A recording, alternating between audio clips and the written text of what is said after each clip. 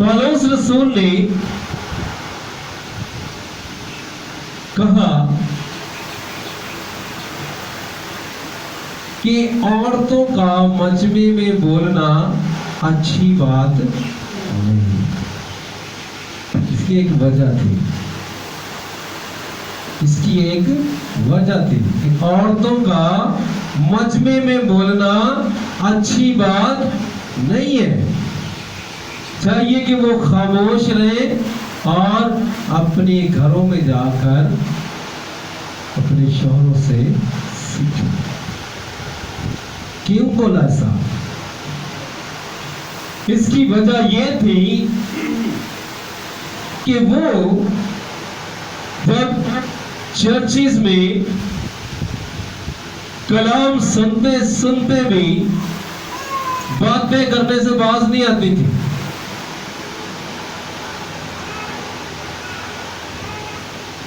पाया कित्थों ले आए, किन्ने ना ले आए। बहुत अच्छा सुन। पौलुस रसूल ने कहा कि अच्छा है कि औरतें जो है मजमा में क्या करें। एक बहन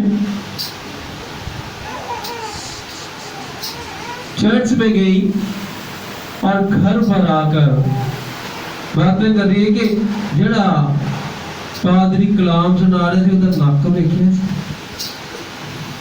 उधर बुल वेखे। पादरी का नक के बुल वेखन गए या कलाम सुनने गए थे। तो कलाम हमें ये बताता है कि हर आदमी सुनने में तेज और बोलने में धीरा और कहर में धीमा, क्योंकि इंसान का कहर खुदा की रास्तबाजी का काम नहीं करता। जो लोग कहर से भरे हुए होते हैं वहां खुदा का काम नहीं होता, रास्तबाजी का काम वहां नहीं होता। तो इसलिए कलाम हमें क्या बताता है कि हमने क्या करना है, खुदा का जो कलाम है उसको सुनना है और सुनकर उस पर अमल करना है, क्योंकि कलाम हमें बताता है कि ईमान सुनने से पैदा होता है और सुनना मसीह के। हालेलुया। ईमान सुनने से पैदा होता है, बोलने से पैदा नहीं होता। हालेलुया। तो क्या करना है, हमने सुनना है या बोलना है? तो इसलिए जब कलाम को सुनने के लिए आते हैं तो सुने और उस पर अमल करें। जब अमल करते हैं तो उसके बाद काम होना शुरू होता है। हालेलुया। हालेलुया। बरकत मिलना शुरू होती है। उसके बाद हमारी जिंदगियों में अजीब तौर से काम होना शुरू हो जाते हैं। मगर पहले क्या करना पड़ता है? सुनना पड़ता है। मिसाल के तौर पर मैं बताता हूं, मैं एक बुक पढ़ रहा था छोटी सी, उसमें एक शख्स जिसकी फैक्ट्री थी, वो एक अरबी था। क्या था? अरबी था। और वो फैक्ट्री कहां थी? पाकिस्तान में। वो अरबी में लिख के चला गया, उनको लेटर दिया कि ये लो, लिख कर चला गया। अरबी उनको आती नहीं थी। उन्होंने क्या किया, वो लेटर लिख दिया, रख दिया एक साइड पे। वो जब अगले साल आया तो आकर उसने देखा कि जो मैं लिखकर इनको दे गया था ये तो अभी भी वही कर रहे हैं। तो जिसको अरबी आती थी उसको उसने बुलाया, उसने कहा कि वो जो लेटर मैंने दिया था वो कहाँ है? उन्होंने कहा नहीं है, लेकर आओ। उसमें क्या लिखा है? कह रहे इस पे अरबी में लिखा है कि लाल कपड़ा बनाना बंद कर दो। क्या कर दो? लाल कपड़ा बनाना बंद कर दो। तो लिखा किस पे था? अरबी पे। तो उन्होंने वो लाल कपड़ा बनाना बंद नहीं किया क्योंकि उनको समझ ही नहीं आती। समझ आती तो बंद करते। तो जब तक समझ नहीं आएगी तब तक हम वो काम करना बंद नहीं करेंगे जो हम करते रहते हैं। जब समझ जाएंगे, जब समझ आ जाएगी तो हम वो काम करना बंद कर देंगे। हालेलुया। तो आज का कलाम जो है वो हमें ये बता रहा है कि हमने क्या करना है? कान लगाना है। क्या करना है? कान लगाना है। तो कान लगाने के लिए सबसे पहला काम क्या करना है? क्या बताया तुमने? सबसे पहला काम क्या करना है? झुकना है। इसके दूसरे लफ्जों में ले लें कि हमने सबसे अपना कान झुकाना है, लगाना या झुकाना है। तो कान झुकेगा कब? जब हम खुद झुकेंगे तभी नीचे को जाएगा ना। तो जब तक हम झुकेंगे नहीं तो कान भी झुकेगा नहीं, कान भी नहीं सुनेगा। कान को सुनाने के लिए हमने क्या करना पड़ता है? नीचे को होना पड़ता है। हालेलुया। ताकि ये कान सुने। खड़ा हुआ इंसान नहीं गौर करता। जब तक हम खड़े हैं तब तक हम अमल नहीं करेंगे। खड़े होने का मतलब है जब तक हम झुकते नहीं है तब तक अमल भी नहीं करते हैं। हमने क्या करना है? झुकना है। अब मैं ये पूछो तो कितने लोग झुकते हैं? सारे कहेंगे मैं भी झुकता हूं, मैं भी झुकता हूं। तो हमें इस बात को अपने ज़हन में रखना है कि झुकना जो है हमने यीशु मसीह से सीखना है कि वो कैसे झुकते हैं।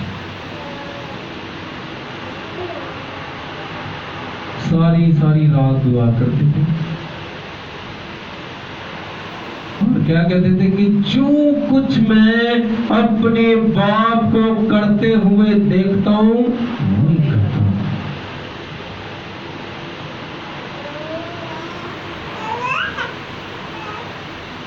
तो वो क्या करते थे? सारी रात दुआ करते थे और सोते नहीं थे।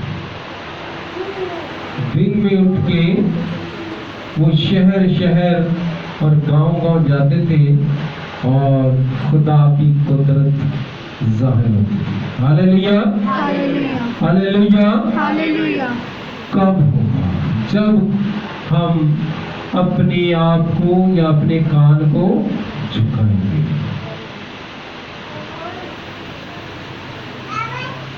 यीशु मसीह हमें बताते हैं बाइबल मुकद्दस में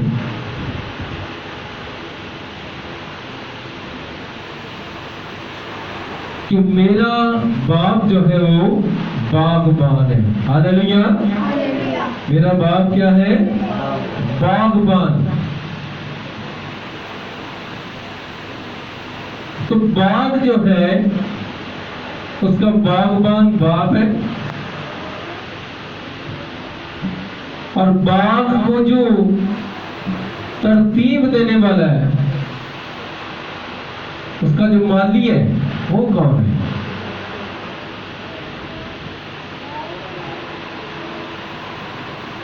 हाँ जी।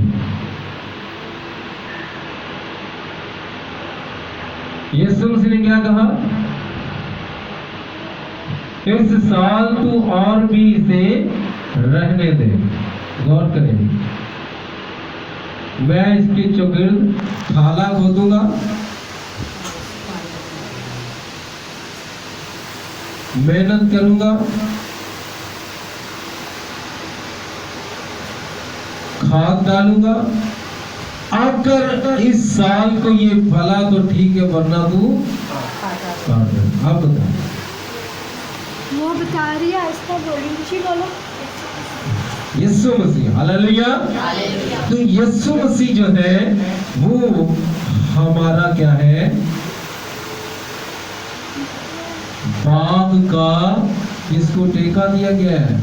Hallelujah, hallelujah. और वो कहता है कि मैं क्या करता हूं, खाद डालता हूं। खाद क्या है, खाद क्या है? बीज बोने वाले की मिसाल सुनी कभी आपने? तो क्या है बीज, क्या है? खुदा का कलाम। खाद क्या है? खुदा का कलाम। कहता कि मैं क्या करूंगा, इसके चौगिर्द थाला खोदूंगा और खाद डालूंगा, यानी कि बीज डालकर, खाद डालकर इसको ठीक करूंगा। तो खुदावंद ठीक करता है और हम ठीक नहीं हो रहे, हम ठीक नहीं हो रहे। इसकी एक ही वजह है कि हम कान नहीं लगाते इसकी खिलाफ में। हमारे कान जो है वो दूसरी बातों को सुनने के लिए खड़े रहते हैं, नए नए शौक सुनने के लिए खड़े रहते हैं, मगर कलाम सुनने के लिए अलर्ट नहीं रहते। तो यहाँ हमें यही बताया जा रहा है, मुकद्दस याकूब भी हमें यही बता रहे हैं कि हर आदमी सुनने में तेज। ये कलाम की बात हो रही है, दुनियावी बातों की बात नहीं हो रही। हर आदमी सुनने में तेज और बोलने में धीरा। अब हमें इस बात को अपने ज़हनों में रखना है कि जब कलाम सुना जाता है तो कलाम को सुनते हुए हमने उस कलाम को अपनी जिंदगियों में लेते जाना है। तो जिंदगियों को लेने के लिए वो कौन सा रास्ता है कि वो हमारी जिंदगियों में आ जाए?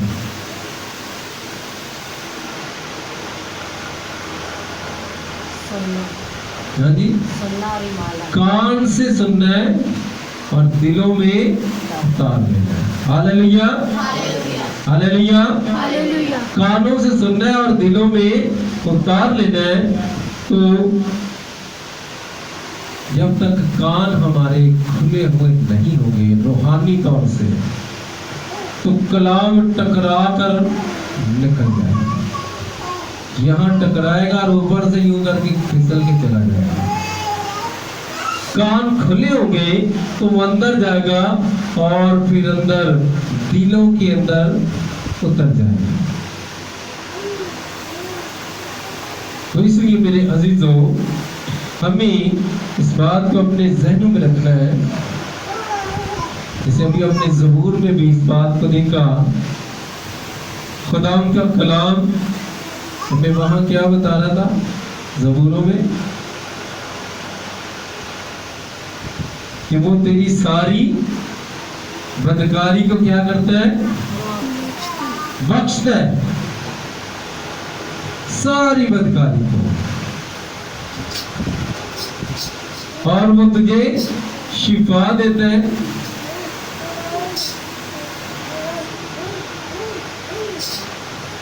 तो तेरी जान को हलाकत से बचाता है। तो काब की मानिंद असरी नौजवान होता है। तो अगर हम कलाम को सुनने वाले हैं, तो बहुत से लोग सिर्फ कलाम को पढ़ते हैं और पढ़ते पढ़ते सर हिलाते हैं बस। अच्छा ऐसा हो सकता है, अच्छा ऐसा हो सकता है।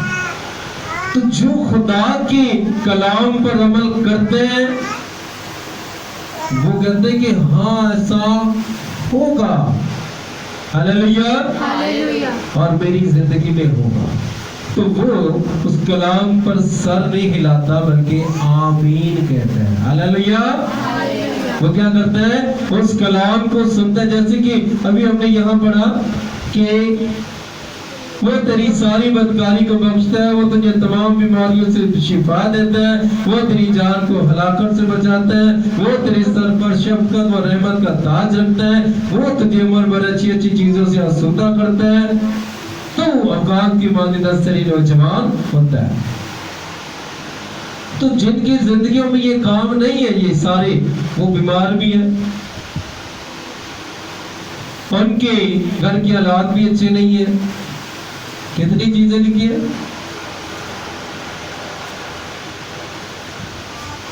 वो तुझे उम्र पर अच्छी अच्छी चीजों से आसूदा करता है, तो औकात की मानिंदा सरी नौजवान होता है। तो जो बहुत से लोग ऐसे हैं जो ये सिर्फ पढ़ते हैं और पढ़कर कहते हैं मेरी जिंदगी में तो ये काम नहीं। इधर लिखे हुए,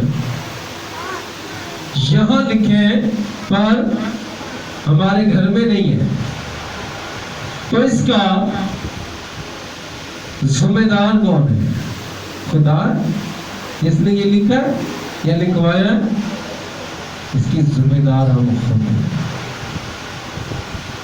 इसकी जिम्मेदार हम खुद हैं, खुदा नहीं है कि ये चीजें नहीं है हमारे पास, शिफा नहीं है हमारे पास, बीमारियां हमारे पास हैं, दुख हमारे पास है। और बहुत से लोग ये कहते हैं मैं तो मर रही हूं, मैं तो मर रहा हूं। कैसे? मैं तो मर रही हूं, मैं तो मर रहा हूं। क्या लिखा है कि वो तेरी जान को हलाकत से बचाता है, और हम कहते हैं कि मैं तो मर रही हूं, मैं तो मर रहा हूं। इसका मतलब है कि कलाम हमारे अंदर नहीं है, हम उसके कलाम को सुनते नहीं है। कलाम कह रहे हैं कि वो तेरी जान को हलाकत से बचा रहा है, हम कर रहे हैं हम मर रहे हैं, हम हलाक हो रहे हैं। कलाम कहता है कि वो किसी की हलाकत नहीं चाहता, वो किसी की भी हलाकत नहीं चाहता। वो चाहता है कि जिंदगी पाओ और कसरत से पाओ, ज्यादा जिंदगी पाओ।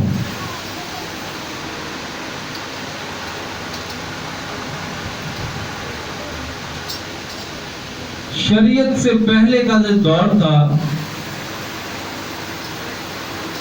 जिसको ज़मीरी दौर कहते हैं, उसमें लोगों की उम्रें बहुत होती थी, 9-9 साल, 1000 साल, ठीक है, 950, ठीक है। उसके बाद कम होना शुरू हो गई, 950, 900, 850, 750, कम होते होते 120 साल हो गए। उस